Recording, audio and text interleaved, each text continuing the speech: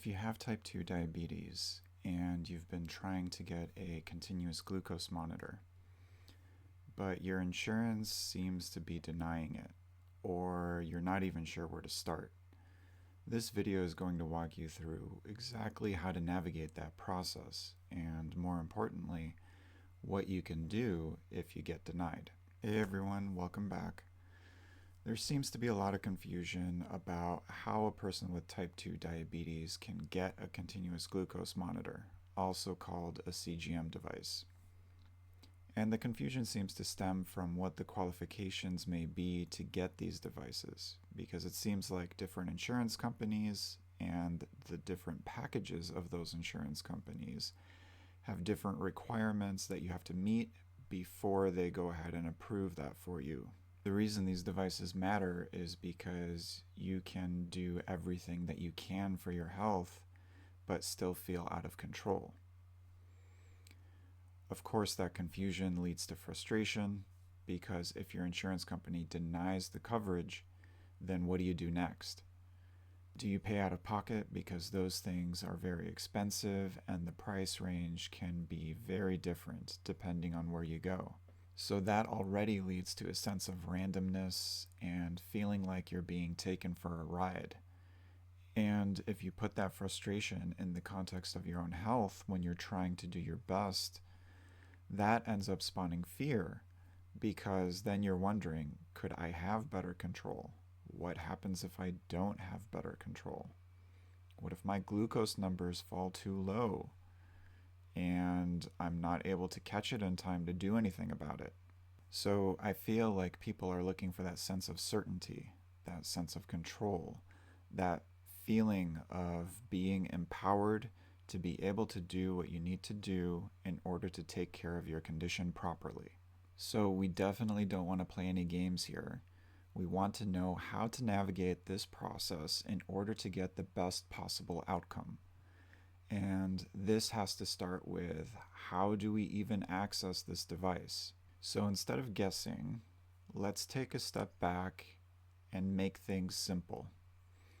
There is a path to getting a CGM device, and once you understand that path, you can move through it a lot more efficiently. Let's start with your insurance.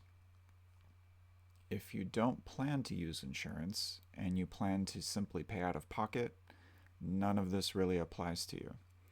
All you do is you go to the doctor, you get your prescription, you go to the pharmacy, you fill that prescription, and you pay everything out of pocket.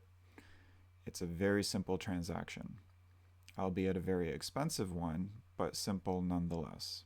If you are planning to use insurance, there may be some extra steps involved. The beginning starts the same in that you go to your doctor and you get a prescription. However, things can get a little hairy after that.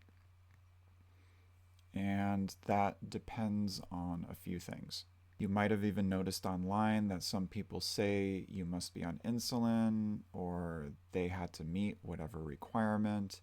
And that's all true according to whatever insurance plan that they had at the time.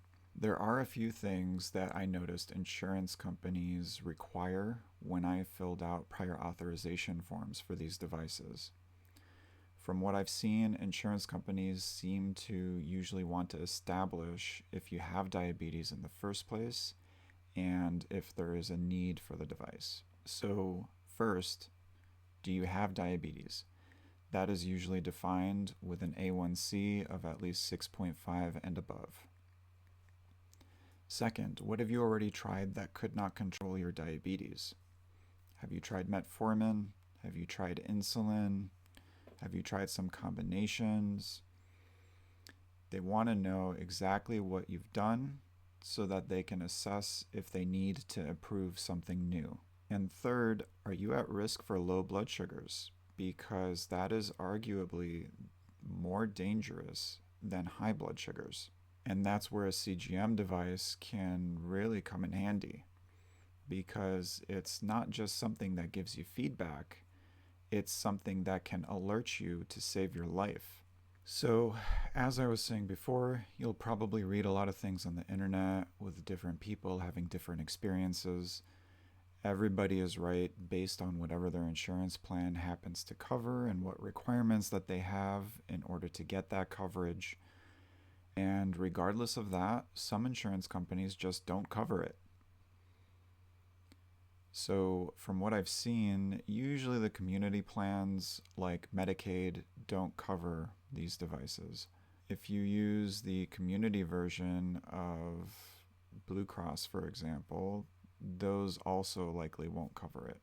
So, if you want to know for sure whether or not your insurance plan covers such devices, you need to actually give them a call, which is usually pretty hard because nobody likes talking to the insurance company and long wait times and hold times and all of that jazz. But they are the primary source of this kind of information. So if you want to get to the root of it and find out whether or not your insurance actually covers this device and which one, you're going to have to make that call. So let's say you call the insurance company and you say, hey, do you cover any CGM device? The representative should be able to help you. And if they do, then the question is, which device? Because there are many options out there. That way, you don't have to play any guessing games. Once your insurance tells you which one, you can go straight to your doctor and ask them to prescribe that particular device for you. Even though your insurance company says that they cover this device, there may still need to be a prior authorization submitted by your doctor. This is different than the simple prescription that your doctor provides. The office has to actually fill out a form to request the insurance company review your documentation in order to determine whether or not they'll approve the device for you. Regardless of all of this, you're taking this step to increase the chances of the insurance company covering the device. They always have that caveat where they never guarantee coverage and that they can deny it at any time. But again, the point is that you reduce the likelihood of denying that coverage. Now, this is where most people get stuck. You did everything right. You talked to your insurance, you found out which device they cover, you went to your doctor, you got that prescription, they submitted the prior authorization for you, and it still comes back denied. So what do you do at this point?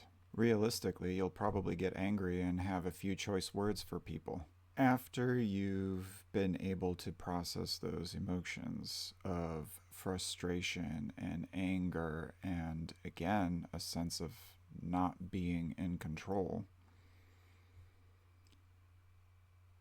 we need to figure out what to do next. From what I've seen, usually the insurance company sends you a letter, and on that letter, it should explain that, first of all, they denied it, and second of all, why did they deny it? There could be all kinds of reasons for this, but read that letter and find out what their reasoning is. Further along in that letter, they also give you instructions about how to appeal their decision.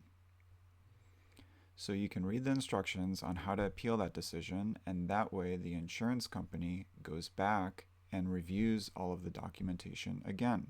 Now, if they simply reread the same documents that they received, they're probably going to come to the same conclusion.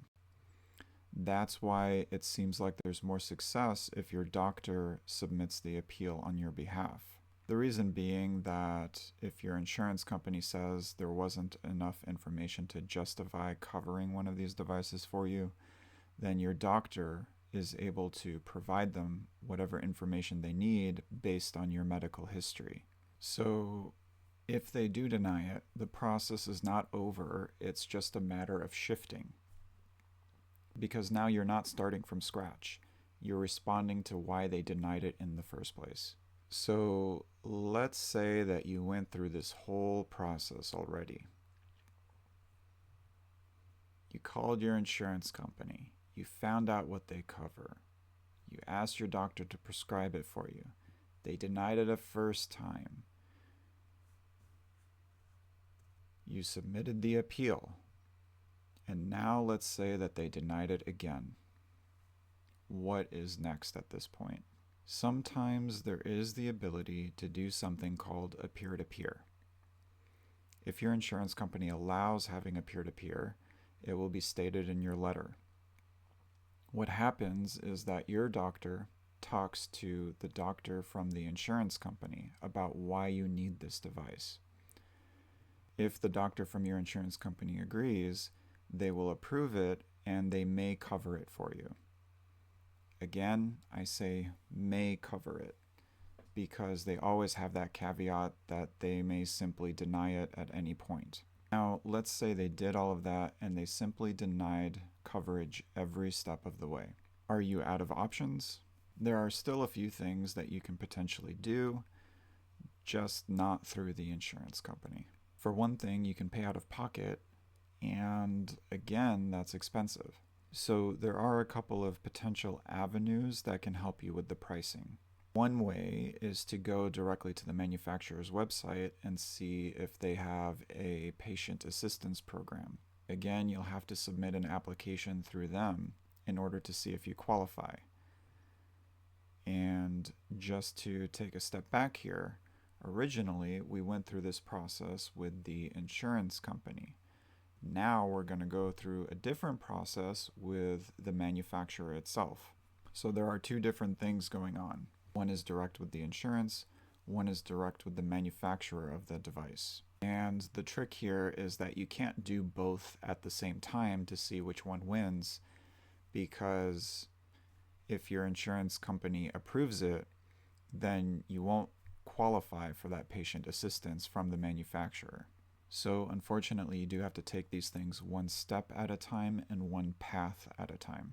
If you applied for the patient assistance program and they approved it for you, then my understanding is that you will receive that approval and be able to pick up your device at the pharmacy at the reduced cost. I'm not entirely sure how that works. If someone from the pharmaceutical field can chime in and put it in the comments so that we can all learn from you, that would be great. It also sounds like you can stack a GoodRx coupon on top of it to get an even better deal. But again, I'm not entirely clear on that. So if someone knows more, please let us all learn from you. Now, if you've gone through all of that and nothing has panned out, probably the last resort before completely paying out of pocket is that your doctor might have some samples available for you. It's not always the case.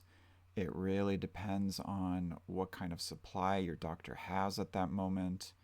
And so it can be unreliable because they might only have a few samples available and they have to do their best to share it amongst everybody. So it may not be a consistent supply. Therefore, you have to play the strategy game. I know that we said we don't want to play any games with our health. However, we need to optimize whatever resources we may have. So if you're lucky enough to actually get a sample from your doctor that's available, you can probably use that information to see how your body responds and to adjust your treatment accordingly. Again, don't test yourself without your doctor's supervision. That being said, the question you might ask your doctor is, how do you get the most information out of this device during the time that you have? Usually these devices don't last more than 10 to 14 days. At the end of the day, a CGM device is just a tool. And from what I can tell, the value isn't just from the numbers, it's from the patterns that you can see. The real value comes from that feedback. So how does your body respond to certain foods? How does your body respond when you wake up in the morning? What does it do when you go to bed or when you get stressed out in the middle of the day? What does it do when rent is due and you're trying to make ends meet? So it's not just a tool to connect your food to your blood sugar levels. It's a tool to help you figure out how your body responds in different situations. And ultimately, it may be worth paying full price just for 2 weeks of information. That way you can take that information to your doctor and talk about how to adjust your treatment plan to fit your unique life. So even if you only have access to one device for a short period of time, that is still incredibly valuable information. And once you understand how your body responds to different things, you're not reacting anymore. You're actually making decisions with intention and clarity, and that's where the control comes in. So I hope we were able to walk through this together and navigate this problem a little bit better. If you have any questions and you want to carry on the conversation, please leave them in the comments, and thank you for watching and listening.